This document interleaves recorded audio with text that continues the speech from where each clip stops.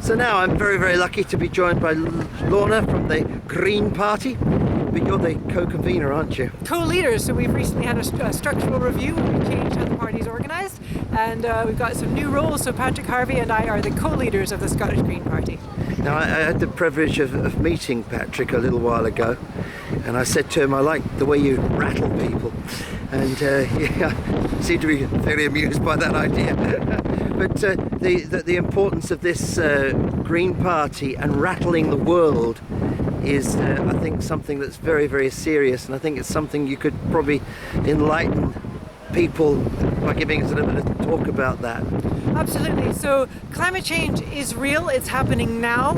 All the countries in the world who signed the Paris Agreement, we've agreed to work together to try and keep global warming below 2 degrees Celsius.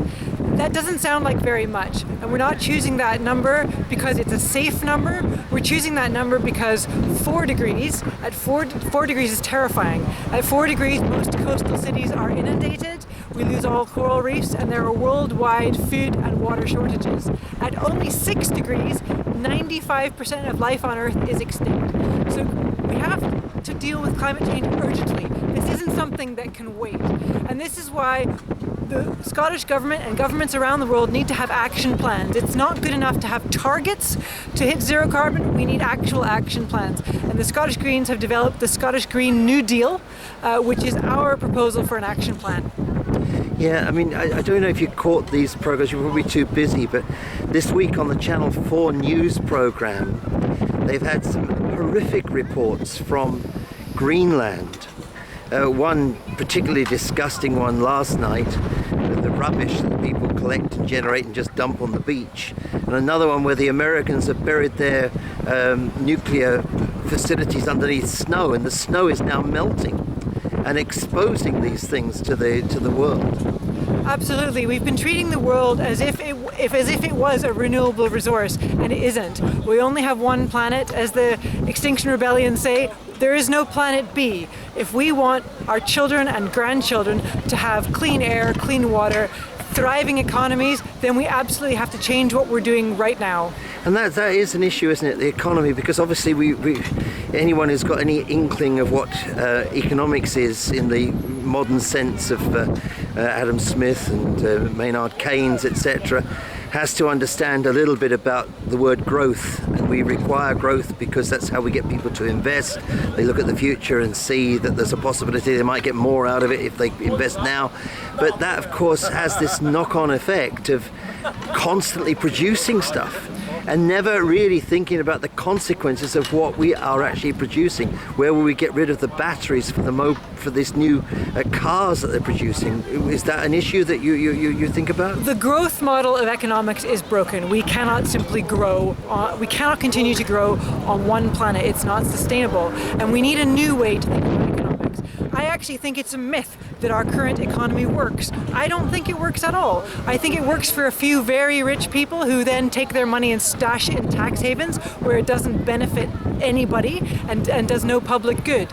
I think in a country where, as wealthy as Britain, where people are using food banks, where kids go to school hungry, where schools are having to crowdfund for basic supplies, we can't pretend that our economy is working. So actually, let's not keep things as they are. Let's look to a circular economy or a donut economy where what we put into the system and what we take out of the system are balanced. Because there is no economy on a dead planet. You can't have growth when 95% of life is dead. This is serious. And talking about dated economic policies, ideas that were 150 years out of date are not going to save us in the future. We need modern ideas, and a new way of looking at the future. Yeah, and one of those aspects of that program I spoke of a few moments ago was they were taking, and I hope this doesn't offend anybody, but it's part of life, they were taking human excrement and putting it into plastic bags and then leaving it on the beach. Now actually, if they had thought about it, it'd be better just to dump the human excrement on the beach. The plastic is the biggest problem in that equation, isn't it? It's this idea of this circular economy that you've just spoken of. Do you think with this battery-powered stuff, how much is the carbon footprint of producing this vehicle against that vehicle letting the thing run in our atmosphere for several years. And what do they do with all that stuff that comes out of the batteries at the end of the day? And we also know that there's problems pulling out the cobalt that they need and the lithium that they need for these things. I mean, give me a little bit more about that. So battery technology does have some interesting uses in the future. There are some trends to the conversation that worry me, though. One is the idea that we can just swap out fossil fuel powered cars for electric cars and that'll be the problem sorted, because it won't be. There is inherent carbon budget in the building of cars. There's also chat about how we use our cities. Do we really want to keep our public spaces cluttered up with cars? Do we really want to continue to have so many people and animals killed by cars every year? Electric cars are going to be part of the mix in places where there isn't public transport, but really our conversation needs to be about public transportation, about pedestrianizing city centres so that they can be human spaces and safe for disabled people, old people, children, and other people to access these spaces who don't have cars. I get very frustrated by this idea that electric cars are the big solution. It's got to be bicycles, trains, and buses. You'll know in this part of the country, and this morning I was through in North Lanarkshire. Yeah. That's terrible. Through in North Lanarkshire. So this morning I was through in North Lanarkshire, and you'll know yourself how difficult it is to get around if you don't have a car. It's very frustrating that the government hasn't invested in buses and trains, which are technologies that not only would boost the economy enormously because people need to be able to get around, but would tackle climate change. Be out together for Lorna Slater.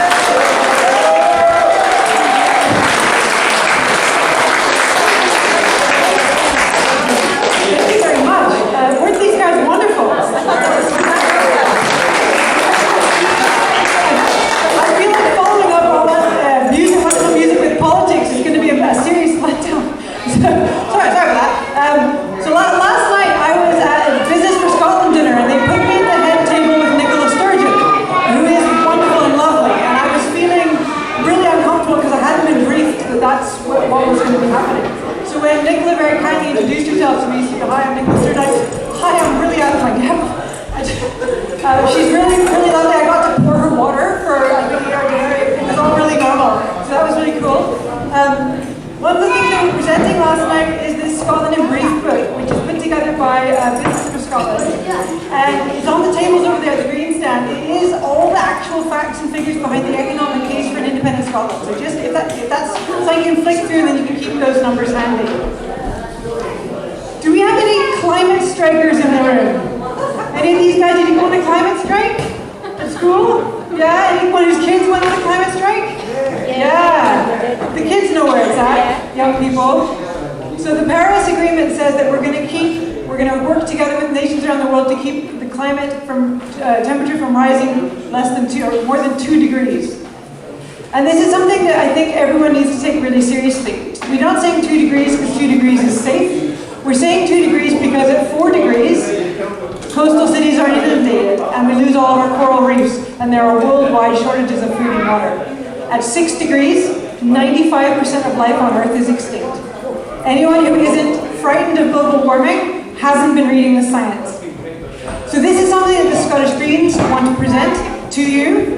Climate change is real, it's happening now, and it's something that we need to address. Fortunately for us, Scotland is very well placed to address that, particularly as an independent country, and that's what I want to talk to you about, is the green case for an independent Scotland. Scotland has 25% of all the renewable energy in Europe. We don't need those fossil fuels. You know, people say, oh, we need the money, we need the money. 6 degrees, and we lose 95% of life on Earth. But that's okay, because we don't need it. 25% of all the renewable resource in Europe, in little old Scotland. We can finally do something to make some money from all this terrible weather. And I think we should talk about making money. I think the Greens often talk about, you know, renewable energy, we talk about sustainable economies, but actually there's no particular reason why we can't make money, why we can't have a really fantastic, thriving economy, while at the same time tackling climate change. And that's why I think this book is really quite exciting. In my day job, so I'm the co-leader of the Scottish Green Party. that's a volunteer role, so I have to work 9 to 5 like everybody else, and my day job is that I'm an engineer with Orbital Marine Power. So we have one of Scotland's largest tidal turbines. Tidal energy works. It absolutely works. And the pitch that I'm always saying to people is, my company and our competitors have all demonstrated that you can generate electricity from the tide, and Scotland has all sorts of strong tides. What we now need to prove is that we can generate money from those tides. And that's the stage that we're at, is commercializing these. Our turbine, the turbine that I'm managing at the moment, will be built in Dundee, at the port of Dundee. So we're bringing heavy industry back to Scotland. Whoa. Yes, absolutely.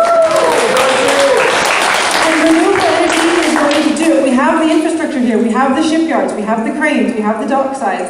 My company's just placed an order for 800 tons of raw steel from Liberty Steel in Motherwell. Companies in Scotland are already benefiting from the transition to renewable energies. We can phase out oil and gas. We don't have to cling on to that. And I think it's up to us who believe in the green movement to be brave and stand up and say, I'm really sorry, you can't burn that oil and gas. Don't argue with me. You have to argue with the glaciers and the bees and the coral reefs. I can't change the physics and science of what's happening to the earth, but we can change Scotland's economy, and we absolutely can do that. So the Scottish Greens are creating the Scottish Green New Deal, which will go into more depth about exactly how we transition from one to another. When I was preparing for this talk and a talk I did recently for a different Yes group, I had a look, and maybe you've had a look yourself, at a list of all the powers that are currently reserved to Westminster. You can look it up on Wikipedia. It goes on and on and on. And I was actually genuinely alarmed when I looked at the list of all the things that Scotland currently can't do, that the people in Scotland essentially have no say on. Because as you know, we send our 59 MPs down to Westminster and they are ignored. The will of Scotland is constantly ignored. So we have no effective say on whether Scotland goes to war. We have no effective say on our own monetary or economic policy. We have no say about certain types of infrastructure, particularly things like export cables for our renewable energy. Now, I'll leave it to you to decide whether you think Westminster has ulterior motives for building something ghastly like the Hinkley Point Power Station instead of putting in the infrastructure we need to generate renewable energy here in Scotland.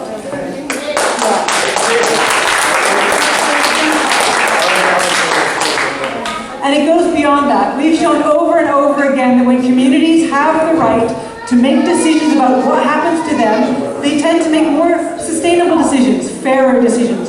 Because it's really easy to be unfair to someone you'll never meet.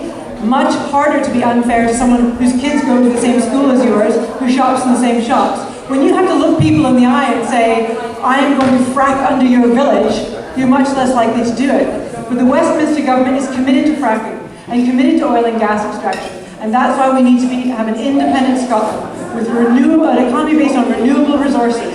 And we can absolutely do it with the Scottish Green New Deal. So I'm asking all of you to keep up the good work, be bold, be brave, have courage, say we can do this. It's going to be hard, but we can do hard things. And the future